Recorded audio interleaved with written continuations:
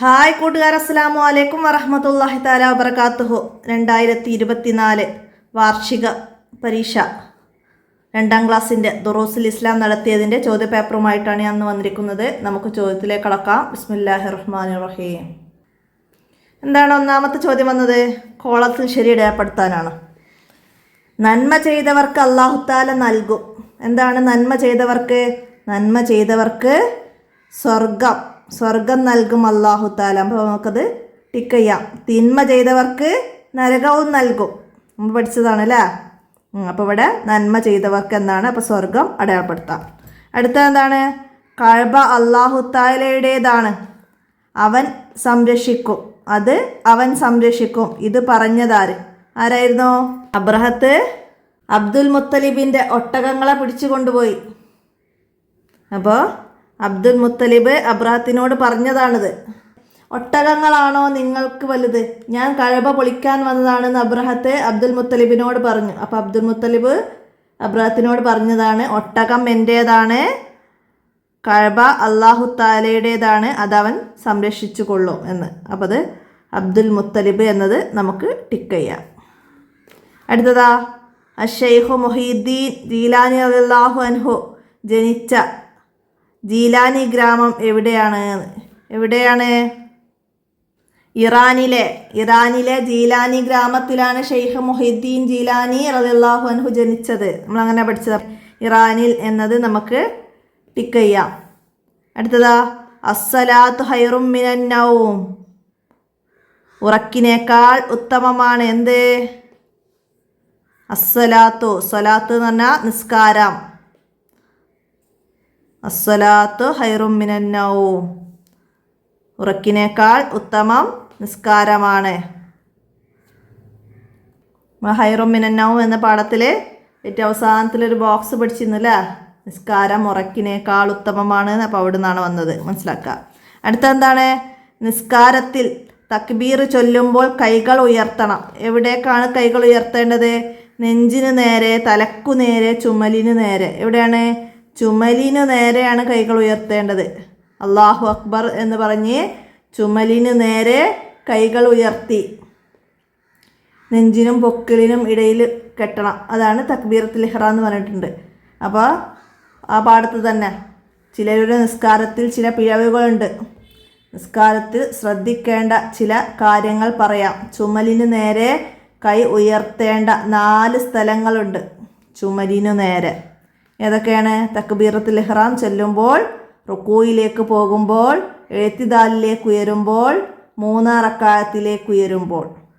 ഈ 4 സന്ദർഭങ്ങളിലാണ് കൈ ചുമലിന് നേരെ ഉയർത്തേണ്ടത്. അതിലൊന്നാണ് തക്ബീർ ചൊല്ലുമ്പോൾ എന്ന് വന്നത്, മനസ്സിലാക്കാം. അടുത്തതെന്താണ്? ഫാത്തിമ ബിൻതുൻ എന്താണ്? നമ്മളെ 13ാമത്തെ പാഠത്തിൽ നമ്മൾ പഠിച്ച് ഫാത്തിമ ബിൻതുൻ സഗീറത്തുൻ. ഫാത്തിമ ചെറിയ കുട്ടിയാണ്. സഗീറത്തുൻ പെൺകുട്ടി ആയതുകൊണ്ടാണ് താ വന്നത്. ഇവിടെ സഗീറത്തുൻ. അപ്പോൾ ഇവിടെ സഗീറത്തുൻ എന്നതാണ് പെൺകുട്ടികൾക്ക് നമ്മൾ ഹാത്താ ചേർത്തിട്ടാണ് എഴുതുക. അപ്പോൾ അത് മനസ്സിലാക്കണം. ഫാത്തിമ ബിൻതുൻ സഗീറത്തുൻ മനസ്സിലാക്കുക. ഇവരെ കാണുമ്പോൾ എഴുന്നേറ്റ് നിൽക്കണം. ആരെ കാണുമ്പോഴാണ് എഴുന്നേറ്റ് നിൽക്കേണ്ടത്? ഉസ്താദുമാരെ കാണുമ്പോൾ എഴുന്നേറ്റ് നിൽക്കണം. അറിവ് പഠിപ്പിച്ചു തന്നവരാണ് ഉസ്താദുമാർ. ആരാണ് ഉസ്താദുമാരെ? അറിവ് പഠിപ്പിച്ചു തന്നവരാണ് ഉസ്താദുമാർ. നാം അവരെ ആദരിക്കണം, ബഹുമാനിക്കണം. അവരെ കാണുമ്പോൾ എഴുന്നേറ്റ് നിൽക്കണം, അവരെ അനുസരിക്കണം, അവരുടെ മുന്നിൽ അദബോടെ ഇരിക്കണം എന്നൊക്കെ നമ്മൾ പഠിച്ചിട്ടുണ്ട്. അപ്പോൾ അതിൽ ഉസ്താദുമാരെ കാണുമ്പോൾ എഴുന്നേറ്റ് നിൽക്കണം എന്ന് നമുക്കിവിടെ അടയാളപ്പെടുത്താം. അടുത്തതാ, അന്ത്യനാളിൽ വിശ്വസിക്കൽ ഈമാൻ കാര്യങ്ങളിൽ എത്രാമത്തതാണ്? അന്ത്യനാളിൽ വിശ്വസിക്കൽ അർക്കാനുൽ ഈമാൻ കാര്യങ്ങൾ 6 നമ്മൾ പഠിച്ചിട്ടുണ്ട്. അപ്പോൾ അത് ഓർഡറിൽ പഠിച്ചാലാണ് നമുക്ക് എന്ത്? അന്ത്യനാളിൽ വിശ്വസിക്കൽ ഈമാൻ കാര്യങ്ങളിൽ 5ാമത്തേതാണ്. അന്ത്യനാളിൽ വിശ്വസിക്കൽ 1 അള്ളാഹുവിൽ വിശ്വസിക്കൽ, 2 അള്ളാഹുവിൻ്റെ മലക്കുകളിൽ വിശ്വസിക്കൽ, 3 അള്ളാഹുവിൻ്റെ കിതാബുകളിൽ വിശ്വസിക്കൽ, 4 അള്ളാഹുവിൻ്റെ മുർസലുകളിൽ വിശ്വസിക്കൽ, 5 അന്ത്യനാളിൽ വിശ്വസിക്കൽ, 6 അള്ളാഹുവിൻ്റെ ഖദറിൽ വിശ്വസിക്കൽ. അപ്പോൾ അത് ഓർഡറിൽ പഠിച്ചാലാണ് നമുക്ക് ഇതുപോലെ വന്ന് എത്രാമത്താന്ന് ചോദിച്ചാൽ എഴുതാൻ കഴിയുള്ളൂ. മനസ്സിലാക്കുക. അടുത്തെന്താണ്? വഫാത്താകുമ്പോൾ നബി സല്ലല്ലാഹു അലൈഹി വസല്ലമയുടെ വയസ്സ് എത്രയാണ്? 63 വയസ്സാണ് വഫാത്താകുമ്പോൾ. 53-ാം വയസ്സിൽ ഹിജ്റ പോയി, മക്കയിൽ നിന്ന് മദീനയിലേക്ക് ഹിജ്റ പോയി. 40 വയസ്സായപ്പം നുബൂവത്ത് ലഭിച്ചു. അപ്പോൾ അതൊക്കെ അതുപോലെ വന്നാൽ മനസ്സിലാക്കുക. അടുത്തെന്താണ്?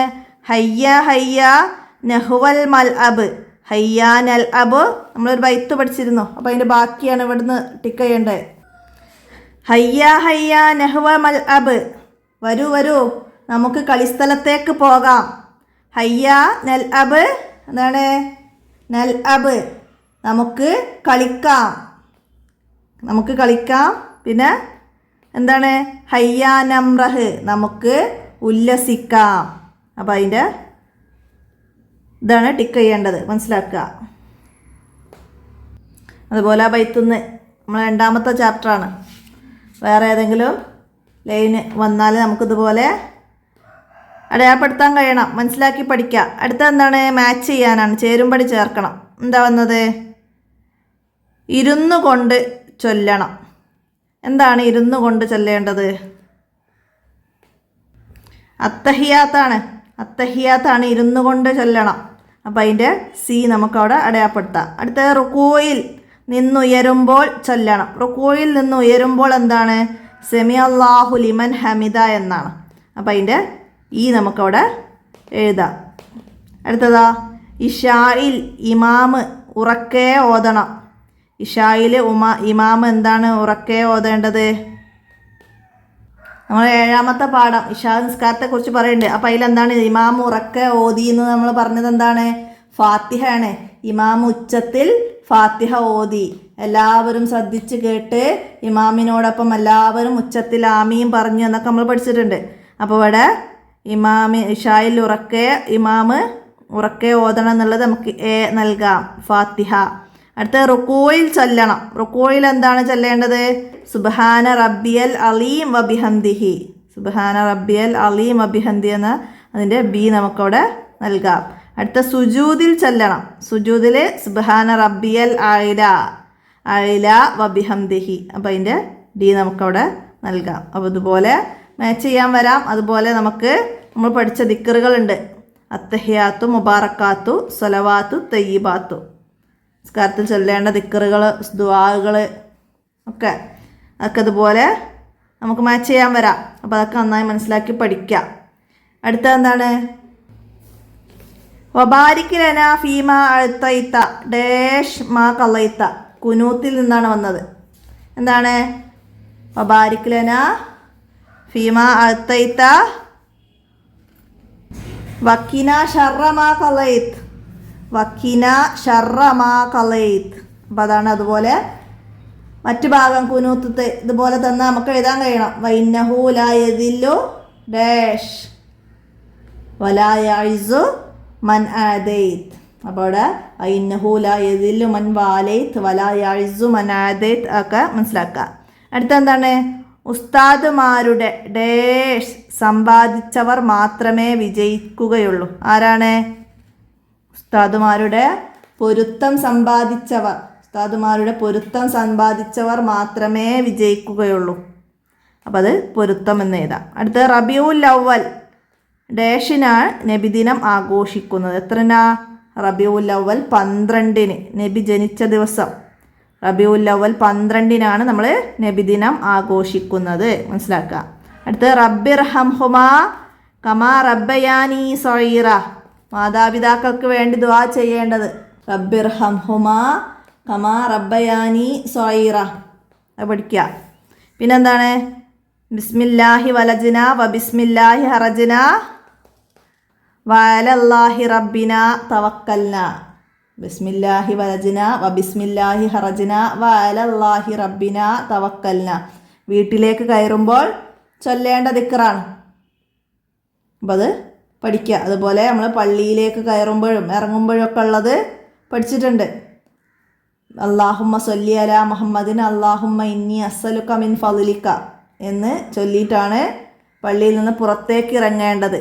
പള്ളിയിലേക്ക് കടക്കുമ്പോൾ ബിസ്മില്ലാഹി അല്ലാഹുമ്മ സ്വല്ലി അലാ മുഹമ്മദിൻ അല്ലാഹുമ്മ അഫ്തഹ് ലി അബ്വാബ റഹ്മതിക. ഇതാണ് പള്ളിയിലേക്ക് കടക്കുമ്പോൾ നിയ്യത്ത്. ഇശാ നിസ്കാരത്തിൻ്റെ പാഠത്ത് പറയുന്നുണ്ട് ഉസല്ലി ഫർളൽ ഇശാ അർബഅ റകഅത്തി മുതവജ്ജിഹൻ ഇലൽ ഖിബ്ലത്തി അദാ ലില്ലാഹി തആല മഅൽ ഇമാമി. ഒക്കെ അതുപോലെ മനസ്സിലാക്കി പഠിക്കുക. അടുത്ത ഇനി ഒറ്റ വാക്കിൽ ഉത്തരം എഴുതാനാണ്. സ്വർഗത്തിൻ്റെ 2 വാതിലുകളാണ് ആര്? മാതാപിതാക്കൾ. അൽ വാലിദാനി ബാബൽ ജന്ന. മാതാപിതാക്കൾ സ്വർഗത്തിൻ്റെ 2 വാതിലുകളാണ്. അപ്പോൾ മാതാപിതാക്കൾ എന്ന് എഴുതാം. അത് ദീനിൻ്റെ തൂണാണ്. ഏതാണ് ദീനിൻ്റെ തൂണ്? നിസ്കാരം ദീനിൻ്റെ തൂണാണ്. നിസ്കാരം ദീനിൻ്റെ തൂണാണ്. അടുത്തത് കള്ളന്മാരോട് സത്യം പറഞ്ഞ മഹാനാര്? ആണ് കള്ളന്മാരോട് സത്യം പറഞ്ഞത്? ഷെയ്ഖ് ജീലാനി റളിയല്ലാഹു അൻഹു. ഉമ്മ കോട്ടിൻ്റെ ഉള്ളിൽ 40 സ്വർണ്ണ നാണയം വെച്ച് തുന്നിക്കൊടുത്തു. കൊള്ളക്കാരോട് എൻ്റെ കയ്യിൽ 40 സ്വർണ്ണ നാണയമുണ്ടെന്ന് ജീലാനി റളിയല്ലാഹു അൻഹു സത്യം പറഞ്ഞു. അപ്പോൾ അത് എഴുതാം. അടുത്തതാ, മരം എന്നതിൻ്റെ അറബി പദം എന്ത്? മരം എന്നതിൻ്റെ അറബി പദം ഷജറുൻ എന്നാണ്. ഷജറുൻ എന്നാണ് മരം എന്നതിൻ്റെ അറബി പദം. നമ്മളെ 6ാമത്തെ പാഠത്തിൽ പറയുന്നുണ്ട് ഉമർ റളിയല്ലാഹു അൻഹു ഉറങ്ങി തഹ്ത ഷജറത്ത്, മരത്തിൻ്റെ ചുവട്ടിൽ എന്ന്. അപ്പോൾ അറബി പാഠത്തു നിന്നാണ് അതിൻ്റെ നക്റ വ നഫം എന്ന് പറയുന്ന ഭാഗത്ത് വരുന്ന അറബി മീനിങ്സുകളൊക്കെ പഠിച്ചാലാണ് നമുക്കിതുപോലെ ഒരു അറബി എന്തായാലും വരും. അപ്പോൾ നമുക്ക് അറബി പാഠങ്ങൾ വന്നതൊക്കെ അതിൻ്റെ നക്റ വ നഫമ ഭാഗം മനസ്സിലാക്കിയാൽ നമുക്ക് ഇതുപോലെ വരുന്ന മീനിങ് നമുക്ക് എഴുതാൻ കഴിയും, മനസ്സിലാക്കുക. അടുത്ത എന്താണ്? 4 റക്അത്തുള്ള ഒരു നിസ്കാരം. 4 റക്അത്തുള്ള നിസ്കാരത്തിൻ്റെ ഒന്നിൻ്റെ പേര് എഴുതാനാണ്. നമുക്ക് ളുഹർ, അസ്ർ ഉണ്ട്, ഇഷാ, 4 റക്അത്തുകൾ. അപ്പോൾ ഏതെങ്കിലും ഒരു നിസ്കാരത്തിൻ്റെ പേര് ഇവിടെ എഴുതി കൊടുക്കാം. അടുത്ത ഇനി ഒറ്റ വാചകത്തിൽ ഉത്തരം എഴുതാനാണ്. നബി സല്ലല്ലാഹു അലൈഹി വസല്ലമയുടെ പിതാവ് വഫാത്തായി എപ്പോഴാണ്? നബി സല്ലല്ലാഹു അലൈഹി വസല്ലമ ഗർഭത്തിൽ 2 മാസം പ്രായമുള്ളപ്പോൾ പിതാവ് വഫാത്തായി. നബി സല്ലല്ലാഹു അലൈഹി വസല്ലമ ഗർഭത്തിൽ 2 മാസം പ്രായമുള്ളപ്പോഴാണ്. ഗർഭം ധരിച്ച് 2 മാസത്തിന് ശേഷമാണ് പിതാവ് വഫാത്തായത്. പിതാവ് ആരായിരുന്നു? അബ്ദുള്ള. പിതാവ് അബ്ദുള്ള എന്നവർ വഫാത്തായത്. ആമിന ബീവി 6ാം വയസ്സിൽ വഫാത്തായി. പിന്നീട് അബ്ദുൽ മുത്തലിബാണ് സംരക്ഷിച്ചത്. 8 വയസ്സായപ്പോൾ അദ്ദേഹവും വഫാത്തായി. പിന്നെ പിതൃ സഹോദരൻ അബൂ തോലിബാണ് അദ്ദേഹത്തെ സംരക്ഷിച്ചത്. അതൊക്കെ മനസ്സിലാക്കാം. അടുത്ത എന്താണ്? കഅബ തകർക്കാൻ വന്നവരെ അല്ലാഹു തആല നശിപ്പിച്ചത് എങ്ങനെയാണ്?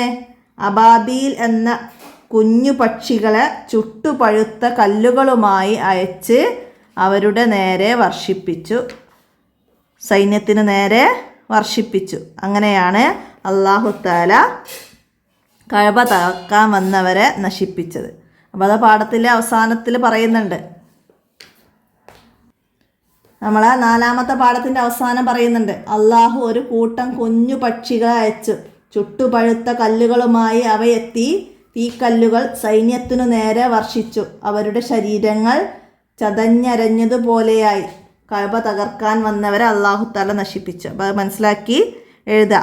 അടുത്ത എന്താണ്? ബാഗ്ദാദിലേക്ക് പുറപ്പെടുമ്പോൾ ഷെയ്ഖ് ജീലാനി റളിയല്ലാഹു അൻഹുവിനോട് ഉമ്മ പറഞ്ഞതെന്ത്? എന്തായിരുന്നു ഉമ്മ പറഞ്ഞത്? മോനെ, കളവ് പറയരുത്, സത്യവിശ്വാസി ഒരിക്കലും കളവ് പറയുകയില്ല. ഇതാണ് ഷെയ്ഖ് ജീലാനി റളിയല്ലാഹു അൻഹുവിനോട് ഉമ്മ പറഞ്ഞത്. അടുത്ത എന്താണ്? ളുഹർ നിസ്കാരത്തിൻ്റെ നിയ്യത്ത് എഴുതാനാണ്. ളുഹർ നിസ്കാരത്തിൻ്റെ നിയ്യത്ത്. അടുത്ത നമ്മൾ ഇഷാ നിസ്കാരത്തിൻ്റെ നിയ്യത്ത് പഠിച്ചിരുന്നു. ഉസല്ലി ഫർളൽ ഇഷായി. അപ്പോൾ അവിടെ ഇഷായിലുള്ളിടത്ത് ളുഹർ എന്ന് ചേർത്തിട്ട് ബാക്കി നമുക്ക് അതന്നെ എഴുതി കൊടുക്കാം. അങ്ങനെയാണ് നമ്മൾ ളുഹറിൻ്റെ നിയ്യത്ത് എഴുതേണ്ടത്. അതുപോലെ അസറിൻ്റെതും അതുപോലെ തന്നെയാണ്. അപ്പോൾ അത് 4 റക്അത്തുള്ള നിസ്കാരങ്ങൾ എല്ലാം അതുപോലെ നിസ്കാരത്തിൻ്റെ പേര് മാത്രം മാറ്റി നമ്മൾ എഴുതി പഠിക്കുക. ഉസല്ലി ഫർളൽ ളുഹറ 4 റക്അത്തി മുതവജ്ജിഹൻ ഇലൽ ഖിബ്ലത്തി അദാ ലില്ലാഹി തആല മഅൽ ഇമാമി. അപ്പോൾ അത് എഴുതുക. അടുത്ത എന്താണ്? അറബിയിൽ എഴുതുക. എന്താണ്? സുബൈർ നല്ല കുട്ടിയാണ്. സുബൈർ നല്ല കുട്ടിയാണെന്ന് എങ്ങനെ അറബിയിൽ എഴുതുക? നമ്മൾ 10ാമത്തെ ഒരു പാഠം പഠിച്ചിരുന്നു, അൽ വലദു സ്വാലിഹ് എന്നുള്ള, നല്ല കുട്ടി എന്നുള്ളത്. അപ്പോൾ അവിടെ ജാബിറും വലതും സ്വാലിഹുൻ, ജാബിർ നല്ല കുട്ടിയാണ് എന്ന് അതിൻ്റെ അവസാനത്തിൽ പറയുന്നുണ്ട്. അപ്പോൾ അവിടെ സുബൈർ എന്ന പേര് നമ്മൾ ചേർത്ത് കൊടുക്കുക. സുബൈർ വലതുൻ സ്വാലിഹുൻ എന്ന് നമുക്കവിടെ എഴുതാം, അറബിയിൽ എഴുതാം, സുബൈർ വലതുൻ സ്വാലിഹുൻ. അതുപോലെ നേരത്തെ നമ്മൾ പറഞ്ഞ പോലെ ഫാത്തിമ നല്ല കുട്ടിയാണെന്ന് എങ്ങനെ എഴുതാ? ഫാത്തിമത്തു ബിന്തുൻ സ്വാലിഹ, ഫാത്തിമത്തു ബിന്തുൻ സ്വാലിഹത്തുൻ. അപ്പോൾ അവിടെ ബിന്തു സ്വാലിഹ എന്ന പാഠാണത്, ഞങ്ങളെ 13ാമത്തെ പാഠത്തിൽ. അപ്പോൾ അത് പേരുകളാണ് മാറ്റം വരിക, ബാക്കിയൊക്കെ നിങ്ങൾ പാഠത്ത് പഠിച്ച പോലെ എഴുതി കൊടുക്കുക. അപ്പോൾ അതൊക്കെ മനസ്സിലാക്കുക. ഇത്രയാണ് ഈ ചോദ്യപേപ്പറിൽ മനസ്സിലാക്കി പഠിക്കാനുള്ളത്. നമ്മൾ മുമ്പ് ചെയ്ത ചോദ്യപേപ്പറിൻ്റെ കൂടെ പാഠത്തു നിന്ന് എന്തൊക്കെ മനസ്സിലാക്കി പഠിക്കണം എന്നൊക്കെ പറഞ്ഞിട്ടുണ്ട്. അപ്പോൾ അതൊക്കെ ഉപകാരപ്പെടുത്തി കാണുക. വീഡിയോ ലഭിക്കാത്തവരൊന്ന് മെസ്സേജ് ചെയ്താൽ മതി, അവർക്ക് ലിങ്കുകൾ അയച്ചു തരാം. അപ്പം എൻ്റെ മൊബൈൽ നമ്പർ 82 89 89 29 85. അപ്പോൾ അതിൽ മെസ്സേജ് ചെയ്താൽ മുമ്പ് ചെയ്ത ചോദ്യപേപ്പറിൻ്റെ ലിങ്കുകളൊക്കെ അയച്ചു തരാം. ഉപകാരപ്പെടുത്തുക, കൂട്ടുകാർക്കൊക്കെ ഷെയർ ചെയ്ത് കൊടുക്കുക. ഇന്നത്തെ വീഡിയോ ഇവിടെ അവസാനിപ്പിക്കുകയാണ്. അസ്സലാമു അലൈക്കും വറഹ്മത്തുള്ളാഹി വബറകാതുഹു.